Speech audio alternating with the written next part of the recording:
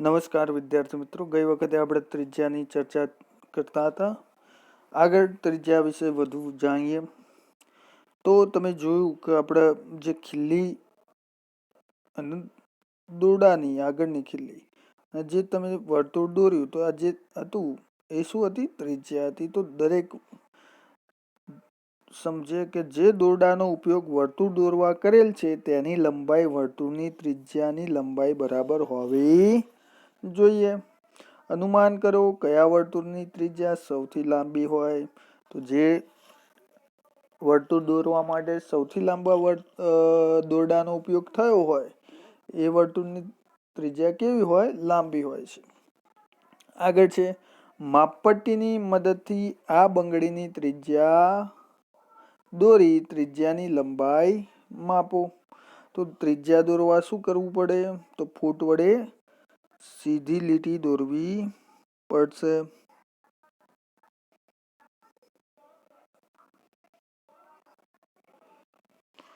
તો તમે આ સીધી લીટી દોરશો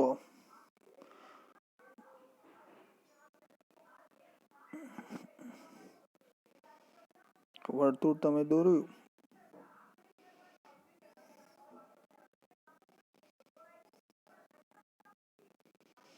તો સીધી લીટી દોરશો તમે આ બિંદુમાંથી તો એ તમારી શું થશે? ત્રિજ્યા થશે.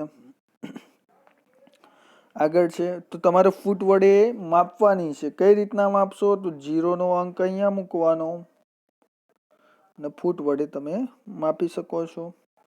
આગળ લીલા રંગના વર્તુળની ત્રિજ્યા તો એ પણ તમે ઘરે હોમવર્કમાં કરવાની છે. વાદળી રંગના વર્તુળની પણ ત્રિજ્યા તમારે શોધવાની છે.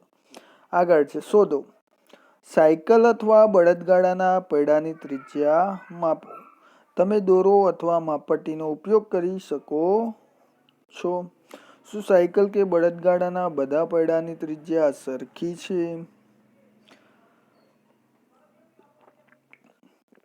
તો સાયકલ અને બળદગાડામાં બંને પૈડાઓની ત્રિજ્યા કેવી હશે? સરખી હશે. જે સાયકલનું આગળનું પૈડું હશે એટલી જ ત્રિજ્યાનું પાછળનું પૈડું હશે. તે જ રીતના બળદગાડામાં જે ડાબી બાજુનું પૈડું હશે એવું જ જમણી બાજુનું પૈડું હશે.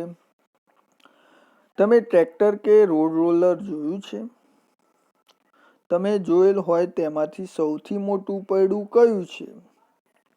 તો ટ્રેક્ટરનું કે રોલરનું? તો તમે ખબર છે કે રોડ રોલરનું પૈડું સૌથી મોટું હોય. શું ટ્રેક્ટર કે રોડ રોલરના બધા પૈડાની ત્રિજ્યા એક સરખી હોય છે? તો આપણને ખબર છે કે ટ્રેક્ટર અને રોડ રોલર હોય તો એમાં બધા પૈડાની ત્રિજ્યાઓ કેવી હોય છે? જુદી જુદી હોય છે. આગળના જે પૈડા હોય છે કેવા હોય છે? નાના હોય છે. અને પાછળના પૈડા હોય છે મોટા હોય છે. માટે ત્રિજ્યાઓમાં ફેર હોય છે. લાલી અને કાલી દોરડા વડે થાંભલા સાથે બાંધેલી છે. તો અહીંયા તમને બે બકરીઓની વાત આપી છે. એક લાલી છે અને એક કાલી છે. કાલીને દોરડું લાંબુ છે તો કોને વધુ ઘાસ ખાવા મળશે? તો આપણને ખબર છે કે જેનું દોરડું લાંબુ હોય એ વધારે ફરી શકશે. એટલે કે વધારે જગ્યામાં ફરી શકશે. તેથી કાલી એ શું કરશે? વધુ ઘાસ ખાઈ શકશે. આગળ છે દલજીતની ડિઝાઇન. તમે અહીંયા જુઓ તો ડિઝાઇન આપી છે. તો દલજીતે પરિકરની મદદથી ડિઝાઇન બનાવેલી છે. તો જુઓ આ રહ્યો દલજીત, જેણે પરિકરની મદદ શું બનાવ્યું છે? ડિઝાઇન બનાવી છે. તેની બહેન આવીને તેની સાથે વધુ ડિઝાઇન બનાવવા લાગી. તમે આવી ડિઝાઇન બનાવવા ઈચ્છો છો? આવી ડિઝાઇન બનાવવા માટે તમારે પરિકરનો ઉપયોગ કરવો પડશે. હવે આપણે કંપાસ પેટીમાં બે પરિકર આપેલા હોય છે. એકમાં એક અહીં હોય છે અને એકમાં બે અહીં હોય છે. બે અહીં હોય છે એને દ્વિભાજક કહેવાતું હોય છે. શું કહેવાતું હોય છે? દ્વિભાજક. અને જે એક અહીં વાળું હોય છે એને પરિકર કહેવાતું હોય છે. તો પરિકર વિશે આપણે સમજીએ કે પરિકરના ઉપયોગ વડે તમે આવી ડિઝાઇન બનાવી શકો છો. તો ઘરે આપણે આ પ્રવૃત્તિ કરવાની, આવી જુદી જુદી ડિઝાઇન બનાવી, તેમાં રંગ પૂરવાના. આની પહેલા તમે પરિકર જોયું છે? વર્તુળ બનાવવા આનો ઉપયોગ કઈ રીતે કરશો? તો જુઓ તમે, તમારું પરિકર ખોલવાનું છે. કેટલું ખોલવું? તો તમારે જેટલી સેન્ટીમીટરનું વર્તુળ દોરવું હોય એટલું માપ લઈ તમે પરિકરનો ઉપયોગ કરી એટલા સેન્ટીમીટરનું ત્રિજ્યાવાળું વર્તુળ દોરી શકો છો. ત્યાં અહીંદાર ભાગ કાગળ પર મૂકો, પરિકરને ટોચથી પકડો, અહીં વાળા ભાગને હલાવ્યા વગર પેન્સિલને વર્તુળાકારે ફેરવવાનો પ્રયત્ન કરો. તમે વર્તુળ દોરી શક્યા? તમે જ્યાં અહીંદાર ભાગ રાખ્યો હતો તે નિશાન જુઓ. તો આ નિશાન વડે આપણે એક વસ્તુ શીખવાની છે, જે છે વર્તુળનું કેન્દ્ર. કે આ નિશાન તમારા વર્તુળનું કેન્દ્ર છે. તો આ વર્તુળના કેન્દ્રથી જે વર્તુળ પરના બિંદુઓ હોય, કે આ વર્તુળ છે, આ કેન્દ્ર હોય,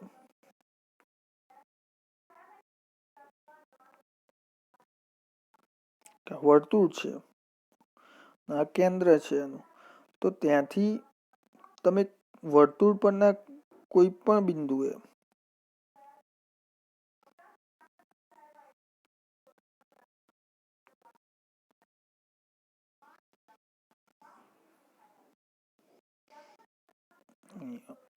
વર્તુળ પરના બિંદુ પરથી કેન્દ્ર પરથી તમે વર્તુળ પરના કોઈ પણ બિંદુ, એટલે કે અહીંયા બિંદુ હોય, અહીંયા હોય, અહીં વર્તુળ ઉપર, તો કોઈ પણ બિંદુએ તમે જોઈન્ટ કરશો તો એક સરખી જ ત્રિજ્યા મળશે. કારણ કે વર્તુળમાં ત્રિજ્યા કેવી હોય? સરખી હોય. કેમ કે તમે હમણાં ખીલીવાળું જોયું હતું કે બધી જગ્યાએ કેવું ફરે છે? સરખું ફરે છે. તો પરિકરના ઉપયોગ વગર બનાવેલ વર્તુળ કરતા આ વર્તુળ શું વધુ સારું છે? આ વર્તુળની ત્રિજ્યા દોરો અને તેને માપો. તો આપણે પરિકરથી જે વર્તુળ દોરીશું તો એ કેવું આવશે? કમ્પ્લીટ, એકદમ ગોળ આવશે. હાથ વડે દોરશો તો થોડું આગળ પાછું આવી શકશે. હવે પણ તમે પણ દલજીત જેવી તમારી પોતાની ડિઝાઇન બનાવી શકો છો. તમે કેટલી ડિઝાઇન બનાવી એ તમારે જાતે નક્કી કરવાનું છે. આ ડિઝાઇન કેવી રીતે બનાવી હશે? બાજુના ખાનામાં પરિકર વડે આવી ડિઝાઇન બનાવવાનો પ્રયત્ન કરો. હવે આગળ જોઈએ. શું આ વર્તુળ છે?